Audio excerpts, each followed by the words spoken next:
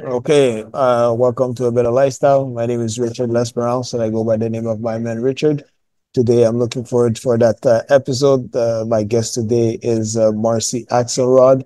So we're going to be talking about showing up. So I think you guys are going to like it. So please, Marcy, tell a little bit about your story, and we'll get started.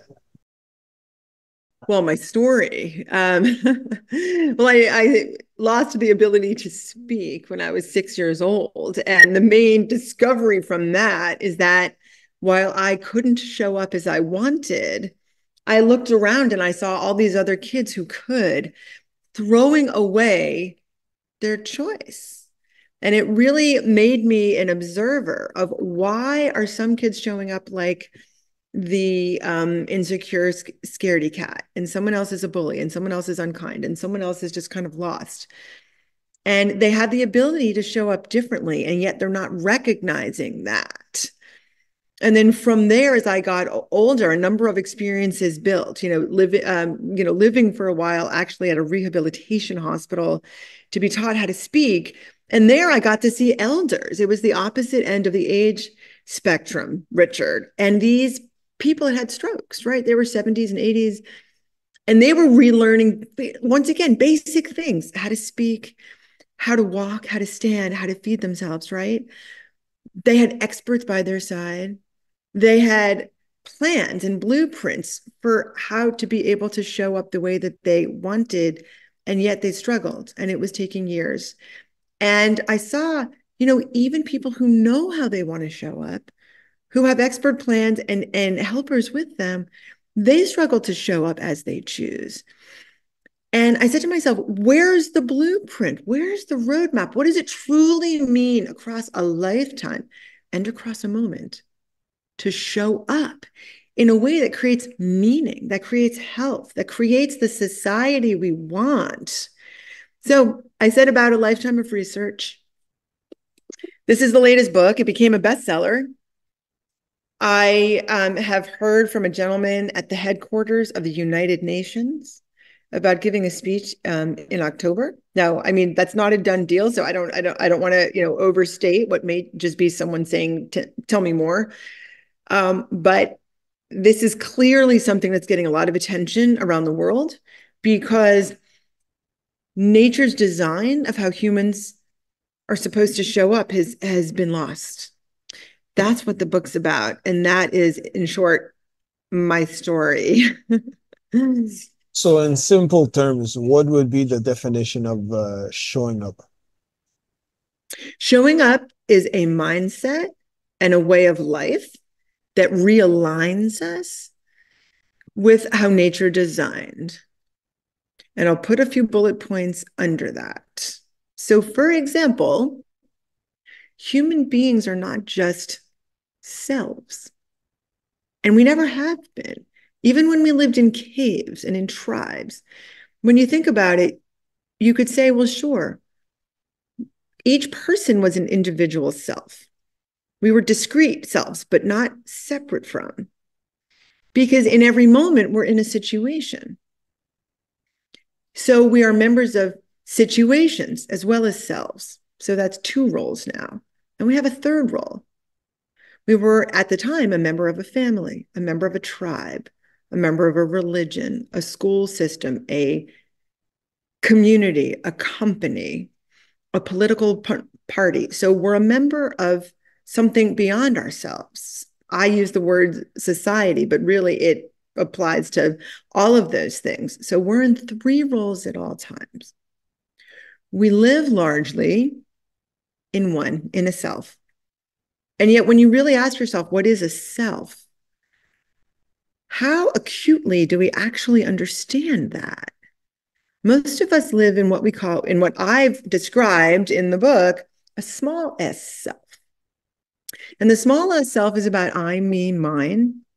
And I have to brand myself, and I have to be known, and I have to wear certain things, and I have to earn a certain amount of money, and I need to have a certain title to my name, a VP or whatever it may be, or a founder or director or whatever. And when you really look at deathbed wishes and what creates meaning and a fulfilling life. None of those things are on the list. None of those things are on gravestones. What's on a gravestone and what most deathbed wishes are, I wish I had had more presence with the people who mean the most to me. I wish I had stopped and just looked around and noticed how much I have. So we're taught to need things that don't make us happy. We believe those lies that we need those things. Anyway, that's small s self. The big S self, the big S self, it's really the foundation of almost every religion out there. Indigenous peoples have known it for a long time. Eastern contemplatives and all the contemplative practices around the world have known what's the big S self. The big S self is the self that recognizes we're far more leaves on a tree than we are islands. But even if you look at what's beneath an island, we're all connected. And I don't want to use just words, right? Because words are in the left hemisphere and they separate us, right? They are reductive. The big S self is truly flowing with all there is. And when you're really flowing with all there is and you recognize, Richard, you're part of me and I'm part of you, and I'll get into that more scientifically in just a moment. When you truly feel the relational reality of humans to the earth and to everything else, you'll love yourself in a natural way, and you naturally love others. And you no longer feel the fear or the unworthiness or the drive to kind of achieve something so that other people judge you in a different way.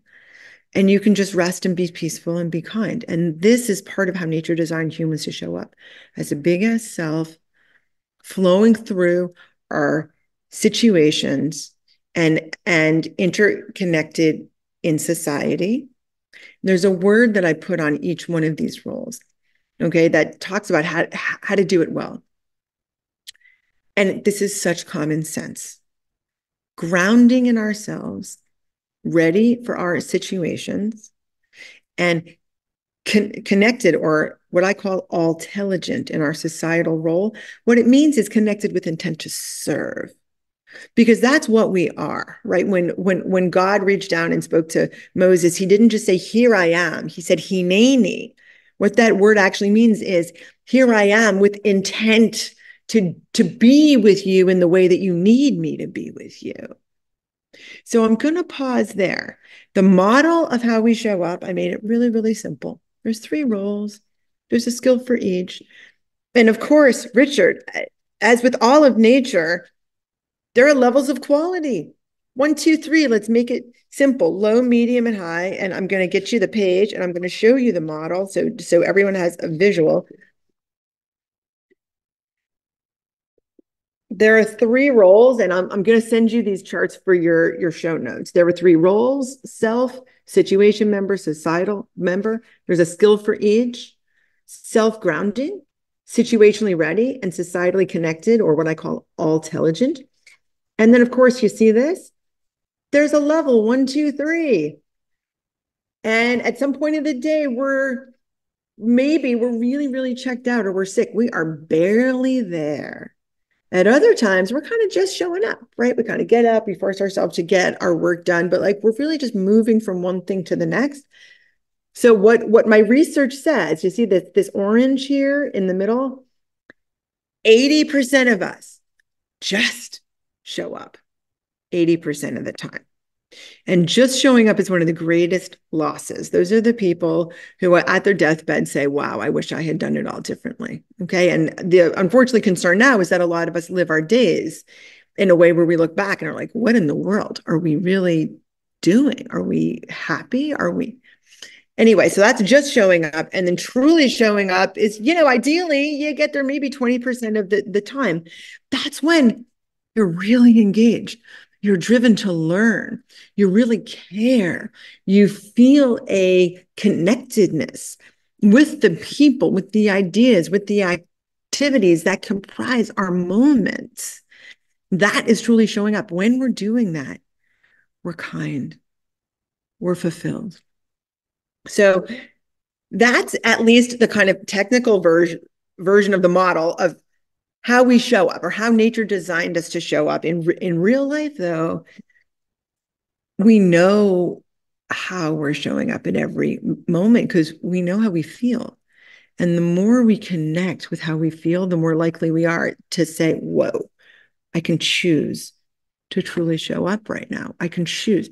And I'm going to stop here, but I'm going to explain the neuroscience of how we can shift from our default of just showing up, like just getting stuff done, to truly showing up, which is not just a presence, but it goes past that. It goes into an attuning into our moments so that we actually achieve what we want and we actually feel that we're living the life we're designed to live. Showing up could either make you or break you in regards to if you want to achieve your goals or you want to be successful. Mm-hmm. Talk to us about that because sometimes you don't feel like doing certain stuff and Yeah. you gotta apply discipline and all that. So what's your take on that? I'm going to finish the little note that I'm taking because what you just said really matters, Richard. Showing up can really make you or break you in terms of achieving your goals. Okay. And then the question that followed was what? How do I want to reflect on that? Or Yeah, what's your take on that? what's my take on that? I love how you phrase things. What's my take on it? Because what you're really saying is people can have a very different perspective on what it means to like be a make it or break it mindset when it comes to achieving goals. I mean, showing up is also a way of life, right? So my take on it is that I'm going to say two things here. So achieving goals, depending on what they are, this is a lifetime. I would also say that goals absolutely need to be affixed to something. They need to be within a context that's bigger than just make a certain amount of money by the time I'm 45 or achieve, have a certain house or build my real estate business to a number of, 50 transactions per year and a team of 10, right? It needs to be within a broader context that are ideals and values that we want to live by. Otherwise, they're just floating out there, right? We need them to matter. So, my take on how showing up can kind of make or break you is recognizing we have a choice at every moment of how we're showing up and why that matters. That is the connective tissue that will enable you to say, if the reason I have this goal is because of this bigger picture thing that's important, not just to me, but to society. This matters. And here's why, right? I believe that we all have a responsibility that is incumbent upon us to be our best selves. And I mean big S selves. I mean selves to the world. The world needs us. Come on. It's burning up, the heat waves, on and on. I mean, almost everything going on right now is part of this larger system of ill health, right? Why is it that there's a direct relationship between minutes on social media for teen girls and the volume at which they're killing themselves? That is related to the fact that we're still destroying the environment and the coral reefs, and that there are species dying every single day that are never going to live again. So, I mean, my take is just link things to what's meaningful to the bigger picture and choose how we're showing up. I find it irresponsible. And in the book, in the chapter on just showing up, I say, look, I'm going to calmly describe what just showing up is, and then I'm going to let loose my opinion about it.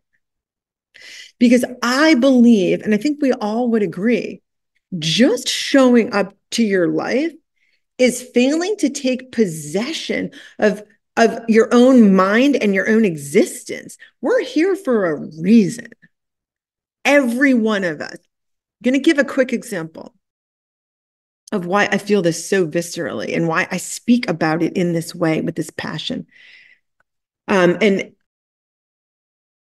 I think a lot of people have had a similar experience. So my mother is a pediatrician, and she would be on call at least once a week. And when she was on call, sometimes her beeper would go off in the middle of the night.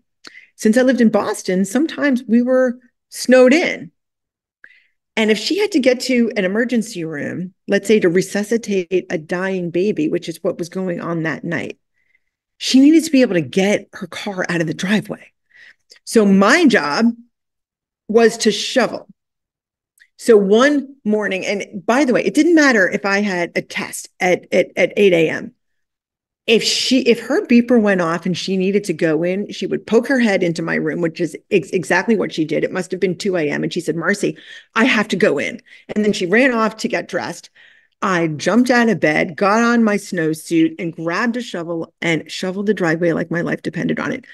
And I would always start with just 2 tracks for the tires because I didn't know how much time I was going to have. I just needed her to be able to get the car out so that she could get to the emergency room. And it was jet black, and it didn't matter if the snow was super wet and heavy or if it was light. It didn't matter. I shoveled it as if my life depended on it, picturing the eyes of the mother and father of the baby. And I mean, I didn't even know why my mother was going to the emergency room most times. She would just say, Marcy, I have to go in.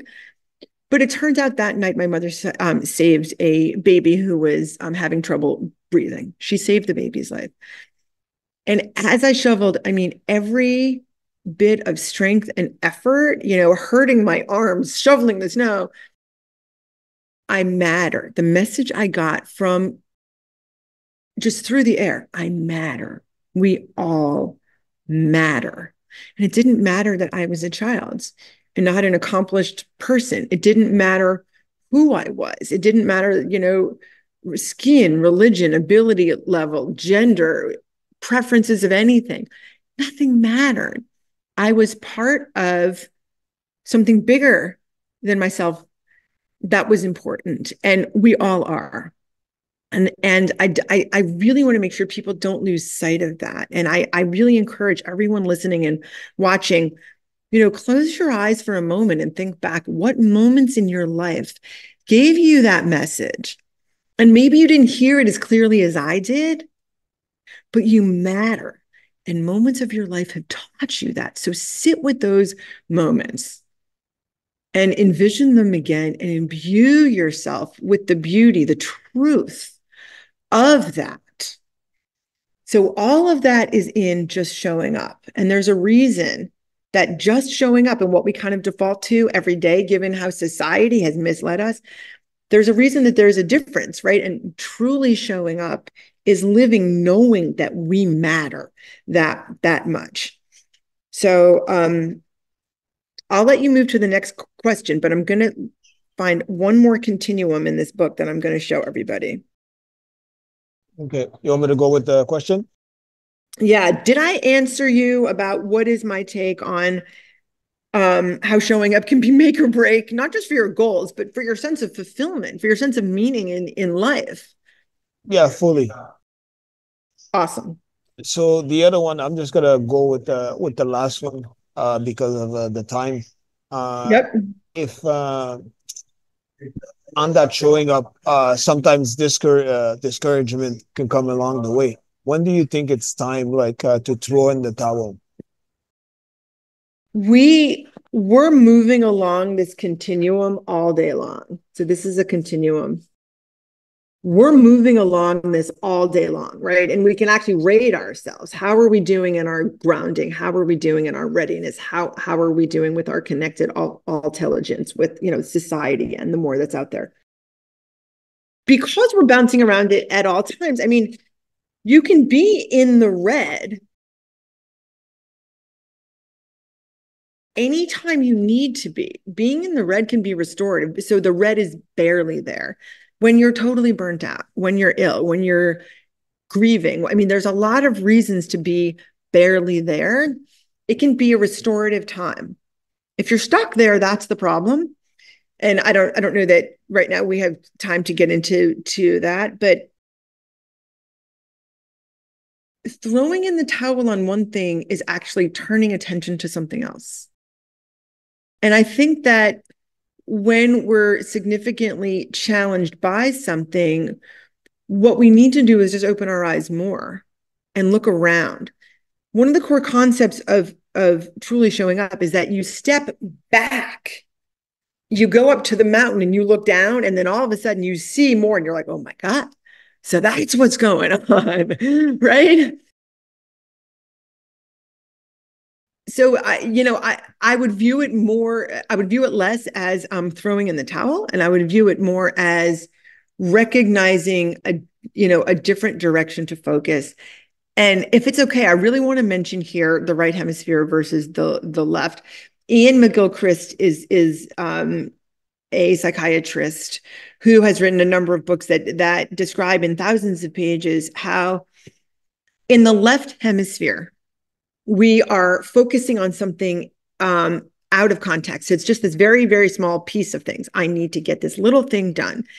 And unfortunately, when we're doing that, we're missing everything else that's going on. And that thing is actually kind of a dead, static, non-real thing. And we needed to be able to like grab and get stuff to survive, which is why the left hemisphere is kind of so prominent in our world when we're just getting stuff done. When we're in just show up level 2 mode, we're largely in the left hemisphere, and it lives in data, but it's fixed in time.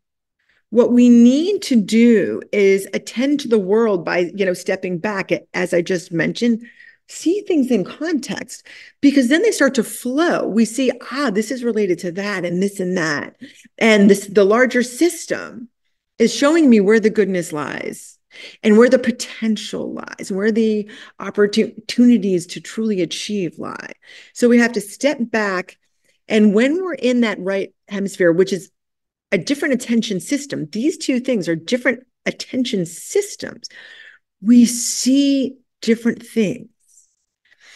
And we see, wow, there's so much more here. And this is the way of attending to the world that shows us the care and the love. And Richard, this is the part that lets me read the emotion on your face. So when I look into your eyes and I feel you, and I feel you feeling me, and also you're feeling me, feeling you, feeling me, right? This like kind of keeps going on like the concentric circles in a lake. All of a sudden, our inventiveness shows up, our energy shows up, our curiosity shows up, our creativity shows up. The magnetism that we have for our team to truly show up to us, to give us their best work, to stay late, to be thinking about how they can support the team on the weekends, right? So we need to step back, see the more, click in the right hemisphere's attention system. That is what enables us to truly show up. Yeah, I was just saying that because sometimes we might do something that is not meant for us, and we just keep pushing and pushing, and maybe life is just telling us to go in another direction. So that's what I was saying. That Right. So if things feel just like they're not a fit, listen. Listen. Listen. Truly showing up is more in touch with our intuition. And we have to listen more. We totally lose it when we're just showing up. We lose the ability to know what's right for us. So if that's what you were referring to with throwing the towel, in essence, you won't. Yeah, that's a very important point. We need to stop. We need to listen. And if the world is saying this isn't right, it's not right. Keep in mind, though, it might not be right at the moment, or it might not be right with how you're approaching it, as opposed to the concept itself not being right. Where can people find you on social media or the internet? Sure. I'm Marcy Axelrod on Instagram, although I don't post much because I'm not about amplifying myself. I'm about the message. Choose2showup.com. And of course, the book is on Amazon. The ebook is still 99 cents because I just really want as many people to have access to the ideas as possible.